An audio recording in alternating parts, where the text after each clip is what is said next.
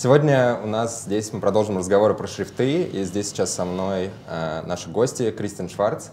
Он основатель компании Commercial Type, один из известных шрифтовых дизайнеров во всем мире. Также здесь с нами Костя Горский, дизайн-директор компании Яндекс. И также к нам присоединяется Мигель Райес, один из авторов шрифта Яндекса. So guys, it's very nice to have you here. So thank you for having us. Yeah, very yeah, happy great. to be here. So as a black horse, sometimes Miguel, let you just talk a bit about yourself. Yes, thank you. I'm Miguel Reyes. I'm from Mexico. I'm type designer who studied in Netherlands. I made a master's degree in type design, and after that, that's the moment when I met Kристиан Шварц, and Kристиан invited me to go to New York and see if we could work together. And happily, it worked well, and now we are here. Yeah, it's great. So you are the lead designer on that project for Yandex Sans for the company, and you have such a diverse culture in you, like from Mexico, Netherlands, then you work in New York for a Russian company in creating design, and was it hard for you? I mean, like to understand Russian and this kind of order, like business one. Yeah, I think it's always a bit difficult to adapt to something new that you don't completely know. But happily, I learned some type design also in Netherlands about like foreign language. So that was easy. And I think also like being, I'm Mexican, but I feel that I'm part of the world with all the knowledge that I've been taking from all the people that I met before and all my teachers, that I think it was easier to adapt to a project as Yandex. Okay, as Kostya mentioned, as far as I remember in the presentation, that one of the tasks was to build a font for a company that represents like technology with a human face. Yes, it's correct? Exactly, exactly. So for this kind of a human face, how can you describe this personality of the Yandex brand? Yeah, I think the personality for us it was smart, friendly, but at the same time extrovert, and a person who cares about what's going on with society, and at the same time also contemporary. So I think it's someone who is also like really into working hard, like a hard worker, who is also like a high tech. Yeah. Okay. I'd like to add, because yeah, okay. I like this very much, and this is really very close to what we feel about Yandex brand. But the funny part is that you told that it's an extrovert, and it definitely is, but most of the guys who are working at Yandex, I think, are introverts. Like all the designers, all the developers are mostly introverts. So it's funny that at the same time, we represent the extrovert brand. Yeah. Yeah, like speaking from all our heart. Okay, but what exactly... So this is kind of a brand, so the whole company that works for it. And what does exactly the type doing for the brand? So how it represents the brand? Yeah, I think a typeface always in every project is the voice of a brand. So actually what we were trying to achieve is bring the voice of Yandex into graphic, into language.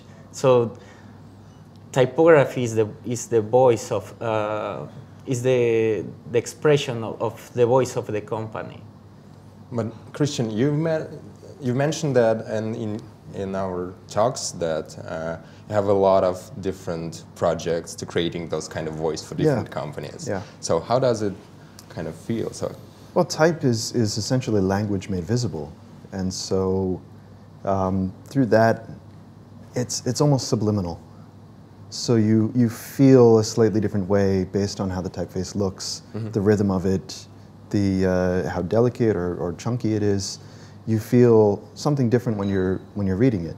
So kind of a louder, or maybe like... It could be a louder voice, it could be a more delicate voice. And I think Kostya had an excellent illustration of this at the beginning of his talk when he showed just in all these different typefaces. Sorry for my pronunciation. I do the best I can. It's good. Yeah, but it's great. Sorry for us.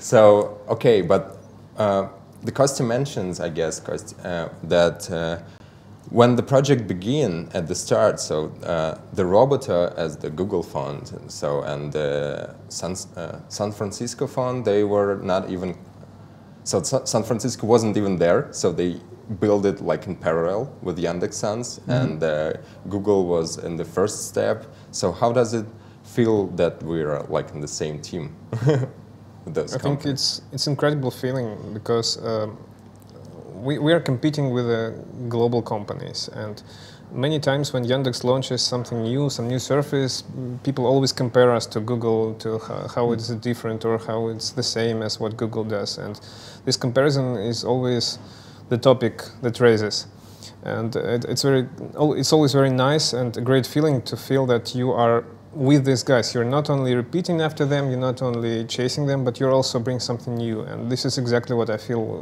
with our typeface, because we started it before when, as you said, it was Roboto, but its previous version which was different, and I would like even to say that in some ways it was ugly.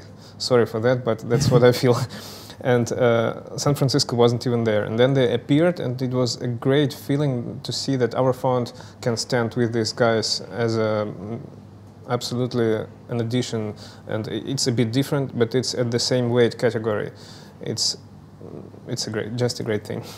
And visually, it's very different from Roboto and San Francisco, which have very closed forms. Yeah. And San Francisco Yandex, especially sometimes. Yeah, I mean, it's a very similar typeface to Helvetica, so it's stylish and it feels appropriate to Apple's brand and Apple's aesthetic.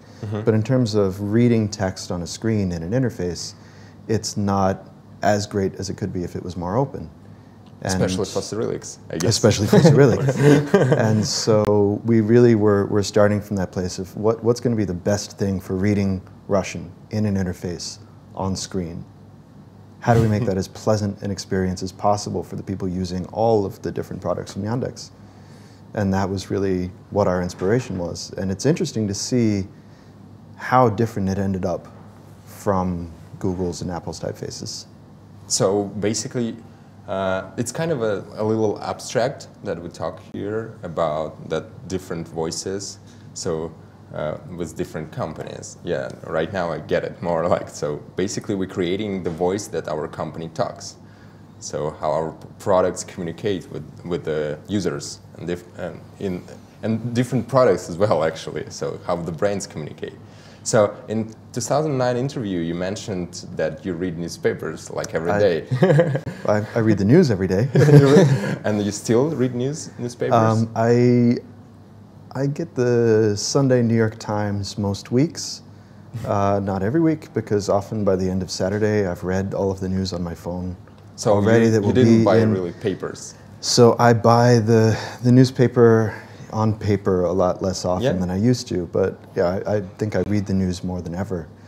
But it's on my laptop while I'm at work taking a break, and it's on my phone the rest of the time. When I wake up, before I go to bed, while watching TV, it's...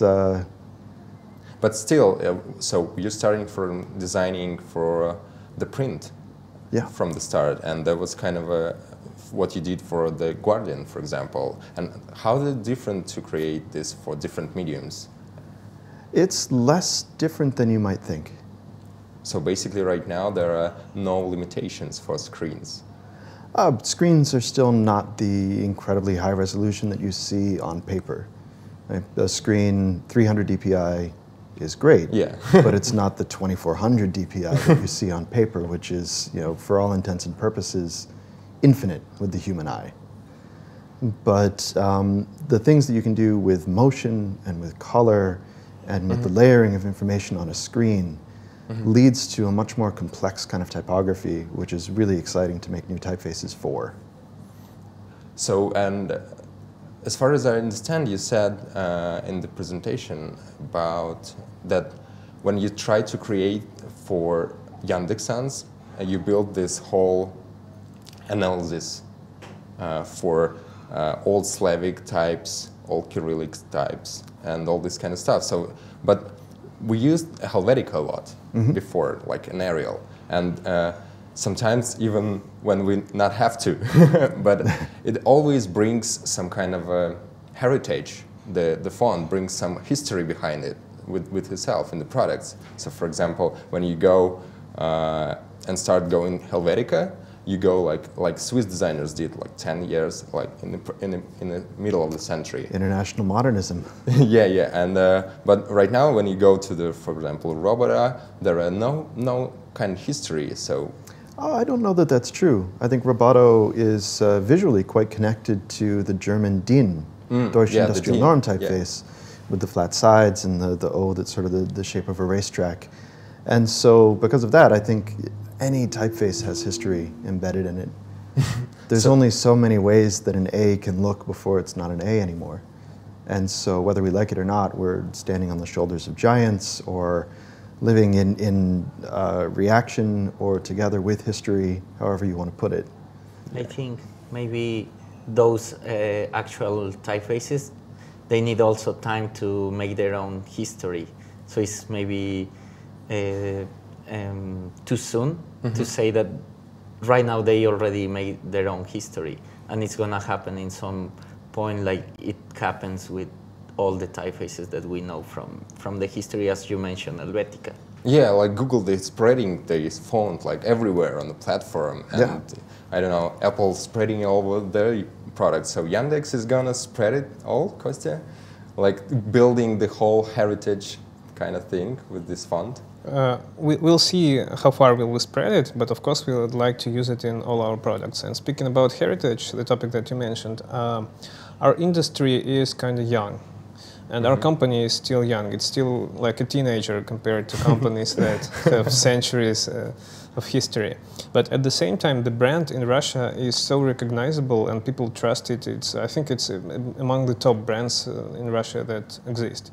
And people always trust to our products, and they always feel like we are with them. We grew up with them. We appeared here in this country and spent all this time with them throughout the history. And we are very humane, and those are the things that we'd like to keep in font, and which was brilliantly added to the. It is at Yandex Sans already. That's why I love it, especially because it has this kind of warm human feeling in it, and it has some. At the same time, it is maybe not an old style font from the previous century, but it's closer to teenagers. So this is exactly what do we need for what we want to do right now. So we want to be like more modern. Yeah, and it's important for us to mention that this project would not have been possible without Ilya Ruderman, who was our collaborator here in Moscow and really made sure that it looked native. Yeah. That it was speaking not Russian with a strong American or Mexican accent, but that it was speaking Russian as Russian. And that really affected the design of the Latin as well.